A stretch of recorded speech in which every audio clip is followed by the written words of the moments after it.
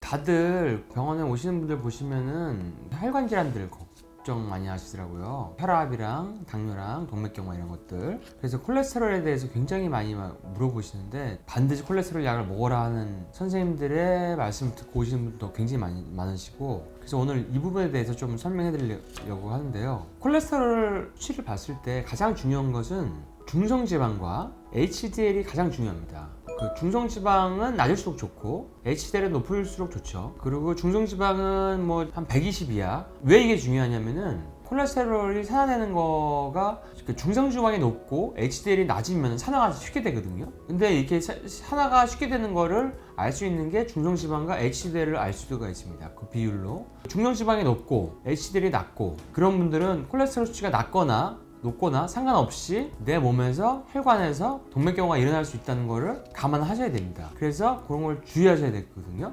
근데 중성지방을 낮추는 거는 사실은 약이 별로 없어요. 약이 있다고는 하지만 약을 먹어도 잘 떨어지지 않고, 중성지방은 밥, 빵, 면떡, 설탕, 단, 과일 이런 탄수화물이랑 당분으로 인해서 올라가는 거거든요. 그런 거를 적게 먹으면은 당연히 중성지방이 떨어지게 되고 HDL이 올라가서 콜레스테롤 수치가 좋게 되죠. 그리고 콜레스테롤 자체가 높건 낮건 상관없이 산화가 안 되게 되는 거죠. 1970년대에 콜레스테롤 심장 가설이라는 게 나왔어요. 안셀키스 박사라는 분이 의해서 나왔는데, 그 가설 때문에 우리가 지금 현재 처방도 하고 먹기도 하고 뭐 그 고지혈증 약이 나오게 되는 배경이 됐는데, 몇 년 전에 논문이 조작된 거라고 밝혀졌죠. 그러니까 환자분들이 굉장히 혼란을 많이 겪고 있어요. 왜냐하면은 그 1961년도에 타임지 표지에 안셀키스 박사가 이렇게 나올 정도로 그때 심장 콜레스테롤 가설이 굉장히 그 화두가 됐었는데요. 왜냐하면은 이 사람이 문제가 뭐냐면, 이 사람의 제자도 후에 폭로를 했는데 총 22개국의 결과 데이터를 받았는데 콜레스테롤이 높아지면 심혈관 질환을 악화시킨다는 이런 결론을 도출하기 위해서 거기에 맞는 7개국의 자료만 활용했습니다. 나머지는 다 버리고요. 제대로 된 결과가 나오질 않고 잘못된 논문을 바탕으로 해가지고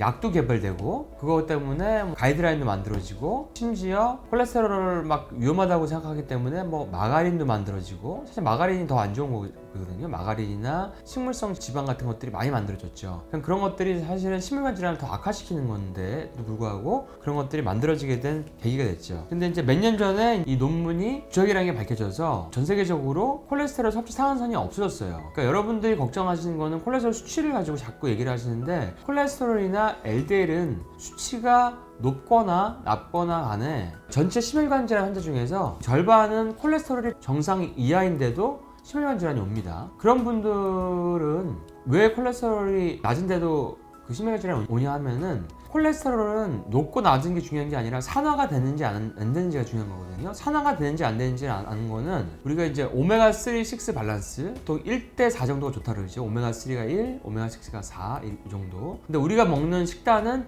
1대4가 아니에요.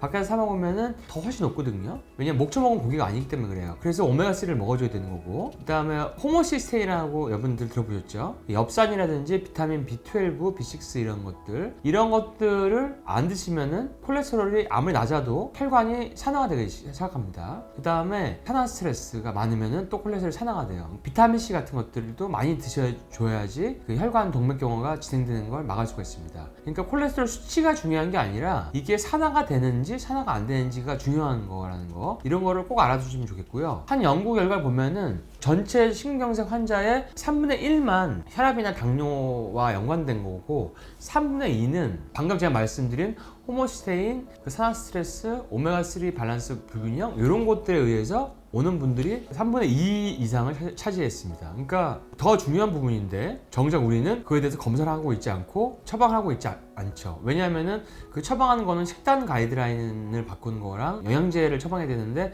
그런 걸 안 하는 병원에서는 그렇게 처방하지 않습니다. 그리고 지금 혼선을 많이 겪고 있는 이유 중에 하나가, 안셀키스 박사가 만들어 놓은 그 잘못된 가설을 저도 의과대학 다닐 때 배웠거든요.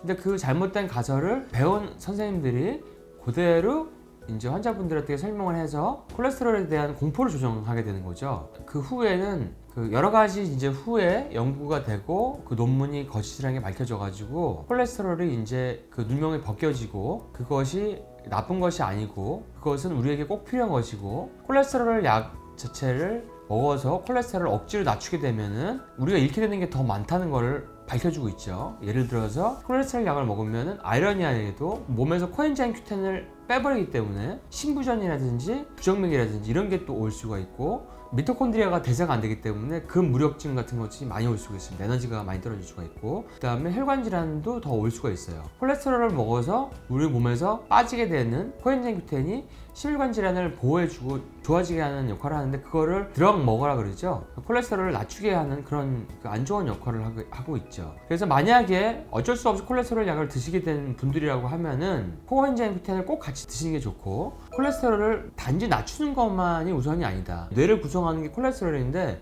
콜레스테롤이 너무 낮아지면 기억력이 떨어지고 콜레스테롤은 우리 몸의 모든 호르몬의 재료입니다. 부신 호르몬, 성호르몬, 뭐 이런 성장 호르몬 이런 호르몬 재료이기 때문에 호르몬들이 떨어지기 때문에 몸이 피곤해지고 면역에도 중요하거든요.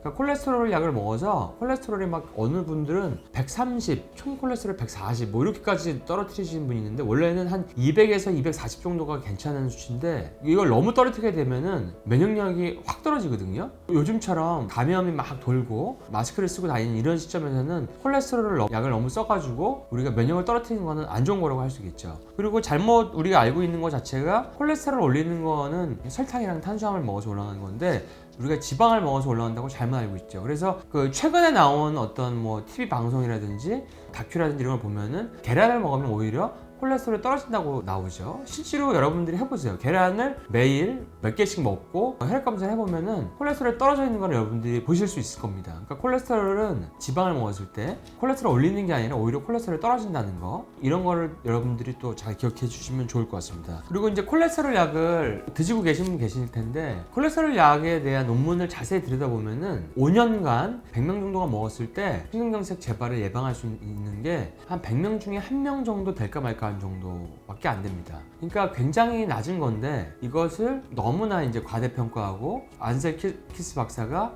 그 논문 조작으로 인해서 콜레스테롤이 심장질환의 주 범인 것처럼 이렇게 몰아가는 그런 것 때문에 많은 혼동을 겪고 있는 거죠. 여러분들의 혈관 건강을 위해서는 이런 혼동을 피하기 위해서 옛날 지식에 의존하지 마시고 최근 논문에 또 실제로 현재 작용하는 그런 것들에 대해서 여러분들이 알고 그것을 잘 따라서 필요 없는 약은 먹지 말고 식단을 잘 하시는 게 굉장히 중요하겠죠. 그리고 영양소 보충도 중요하겠죠. 비타민C, 오메가3, 활성력 엽산에 들어간 비타민 B군 이런 거 잘 드시면서 저탄수 식사를 하고 콜레스테롤 수치 너무 신경 쓰지 마시고 필요 없이 콜레스테롤 약을 미리 먹는 것보다는 저탄수하는 식단 관리가 더 중요하고 콜레스테롤 약을 꼭 드셔야 된다면 코큐테일 같이 복용하는 것이 좋고 이런 것들이 이제 여러분들의 혈관 건강을 지키는데 매우 중요하고 여러분들이 만일 그래도 또 걱정이 된다고 하시면은 그 스몰 덴스 LDL 검사를 하는 게 있습니다. 스몰 덴스 LDL 검사를 하게 되면은 A타입과 B타입에 나와 있는데 A타입으로 나온 분들은 콜레스테롤이 높게 나와도 이게 입자가 크기 때문에 혈관을 침투하지 않습니다. 근데 이제 B타입으로 나온 분들은 콜레스테롤이 그 입자가 작아서 혈관을 침투하게 돼요. 그래서